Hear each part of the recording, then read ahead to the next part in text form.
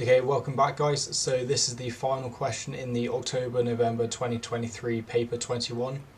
Right, and yeah, let me zoom in. It says a class of students are developing a program to send data between computers.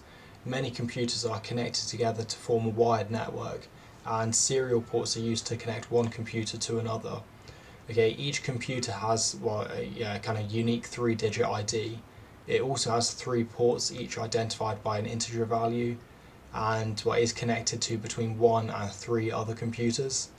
Right, messages are sent between computers as a string of characters organized into fields as shown. Right, so if we look at this, STX, right, that's going to be a single character marking the start of the message. Right, just ASCII character 2. Right, then we've got the destination ID, which is 3 numeric characters that identify the destination computer. So for example, here we see, this 232, okay, that's going to be the destination. The source ID, 3 numeric characters that identify the source of the computer. So here that's 101, right, which is what this says. Right, data, that's a variable length string containing the data being sent, and the minimum length is 1 character. Right, and then we've also got this, ETX, which is a single character marking the end of the message. Okay, so it says, each computer will run a copy of the same program, and each program will contain a global variable myID of type string that contains the unique ID of the computer in which the program is running. Right, the program is defined by these 2 modules. So transmit has already been written, and this takes 2 parameters, a string containing a message and an integer containing a port number. Right, then it transmits the message using the given port. Right, then also SendFile, this takes 3 parameters, a string containing a text file name, a string containing a destination ID, and an integer containing a port number. Right, then it will transmit the file, 1 line at a time, so line by line. Right, then at the end it will transmit a final message with the data string, 4 asterisks, just to kind of signify this is the end of the message. And then so first we have to write write pseudocode for SendFile, and it says module transmit has already been written. Right, the value of myID may be used as the source ID.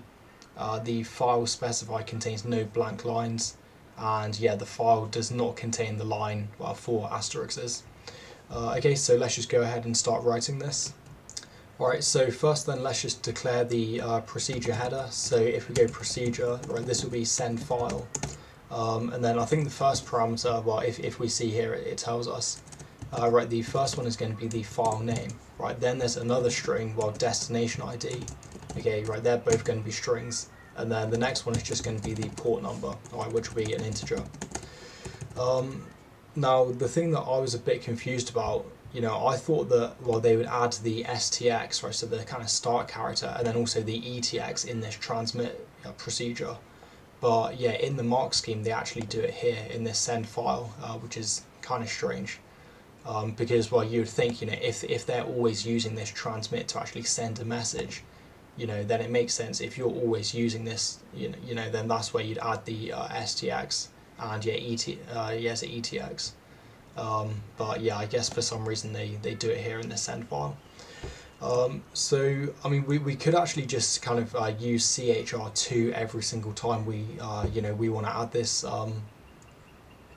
add this character, right? But since we're using it many times, okay, we could just kind of assign it to a constant.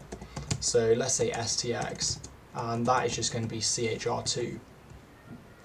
Now, if this was a normal character, right, so a printable character, we could do, just like this, right, so the single quotes then A. But the problem with this, this STX is like a non-printable character, so there's no way for us to actually write it. And, if you're in the exam, you'd have no idea what to write, because obviously it's not a normal, letter or number or something. So that's why we're just going to use this CHR2. Right, and then likewise we can just do the same for the ETX, and that's going to be CHR3. And then if we want to read a file, okay, we're always going to want to declare a line, and because this will be kind of where we're storing the line, the current line, and I guess then we just want to open file. So this one will be file name, and then we just go for read. Okay, so remember the yeah, I guess four kind of file modes. Right, that's going to be read, write, append, and then also random. Although random is going to be only for A2. Right, I mean, well, let's just close file just so we don't forget. But then kind of before that, well, we just need the while loop. And if you remember how to read files, right, we can just go while not end of file. Right, this will take the file name as a parameter. And yeah, again, well, this do is optional. Okay, we can have it or we don't need it. Yeah, it doesn't really matter. Right, so what we want to do then, we just want to go read file, and we want to read, well, this file, you know, stored in the file name. And then right, line is going to be the variable that we store the actual line in. So yeah, what this is saying, it's saying, well, yeah, read this file, you know, defined by this parameter, or this is the file name. And then yeah, that particular line, well, store it in this line variable. So what we need to do then, we need to call the transmit procedure. Because yeah, it says we want to transmit the file one line at a time. Now we could kind of do everything here, just concatenate everything together, or we could create another variable called message. So I think maybe let's do that because, well, I think the exam, they prefer us to, you know, not do everything all in one line. So let's go message, and what that's going to be, right, so I think first it's going to be the STX, right, then we're just going to concatenate that with the destination ID. Right, then we concatenate with my ID. And I mean, if we just go back here, let's recap. Yeah, it says STX, then destination ID, right, then source, then data, then ETX. So yeah, kind of like this. And if we go back here, well, it tells us that the value of my ID, okay, which is this global, yeah, kind of global like string, that just represents, you know, our computer ID. Right, so this may be used as the source ID. Right, so STX destination source, then it's going to be the message. Right, so the message is going to be the line, right, the content we've read, and then we can just go ETX.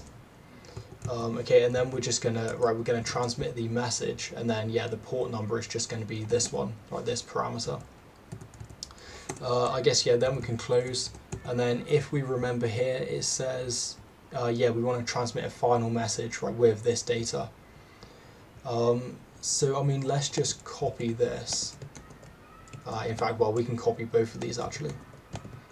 Right, and then what we're going to do, let's just indent that. Okay, right, and then what we're going to do, we're going to set, well, this line, and this can just be the full asterisks, okay, just like this.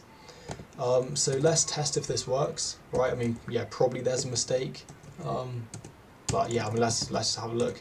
Right, so first then we want the file name, and well, I've just got this like jokes.txt.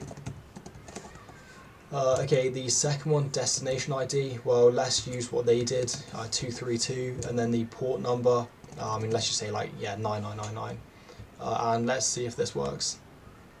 Okay, so we can see this seems to work because, well, first we've got the STX character, right, then here this will be the destination ID, right, then the next one's, okay, yeah, the next one's, that's going to be, well, my ID, so basically, yeah, the source user, right, then we've got the message, and then finally here we've just got the ETX. Right, so I think, yeah, that's working pretty well. Right, so if we look at the final part, then part D, it says a new module has been defined. Right, this is called GetField, and it will take two parameters. The first being a string containing a message, and the second being an integer containing a field number. Right, if the field number is valid, so in the range 1 to 3 inclusive, it returns a string containing the required field. Otherwise, it returns an empty string. And yeah, as a reminder, well, the message is like this. So for example, what this is saying then is, well, if we set the second parameter as 1, then we just want to get the destination ID. Right, if the second parameter is 2, well, of course, get the source ID. Right, if it's 3, well, get the data, which is, you know, the actual kind of message or the text, yeah, that they're sending. Right, so, and then yeah, here we just need to write this. I mean, so let's just go back here. And I mean, here I've just given like an example message, just so we can test it. But of course, in the exam, we only have to write, you know, the actual function. So yeah, this is going to be a function because, well, it's going to return a string. And all right, this is going to be GetField. So it says the first parameter is just going to be a message, and yeah, that's going to be a string. And the next one is going to be, well, field number. So that's going to be an integer. and this is just going to return a string. Right, so the first thing we need to do, well, we need to check that the field number is valid. So let's say if field number is greater than or equal to 1, right, and the field number is less than or equal to 3, right, well, this means it's valid. And then we'll just have an else, and let's have the end if. And then, well, if it's invalid, right, we just want to return an empty string. But if it is valid, well, this is where we want to get, the specific thing, or yeah, the specific field. So for example, let's go here, we will say, yeah, if field num equals 1, right, well, then what we want to do, we just want to return. And I think for all of these, we can just use mid. Yeah. Right, so here then we just want to return mid. And if we think, well, the first character we want to skip because it's going to be this. So here, well, yeah, we're going to use the message as the string. Right, the first character is going to be 2, and then we just want to get 3 characters. Right, and then, well, we can just go else if. Right, so else, and then, well, nested if. Let's go else, right, end if. Yeah, end if and end if. And to be honest, if you don't like doing the nested ifs, then you could just use a case statement for this. But let's say here, what if the field number equals 2? Right, I mean, then what we want to do, we also just want to return mid. And I guess this time, well, right, this is 1 character, this is 4 more characters. So here, this will start from character 5. Yeah, as long as my calculations are, correct. Right, and then, again, we're just going to get 3 characters just like this. Now, this one is going to be more complex. I mean, let's just give maybe a sort of simpler message.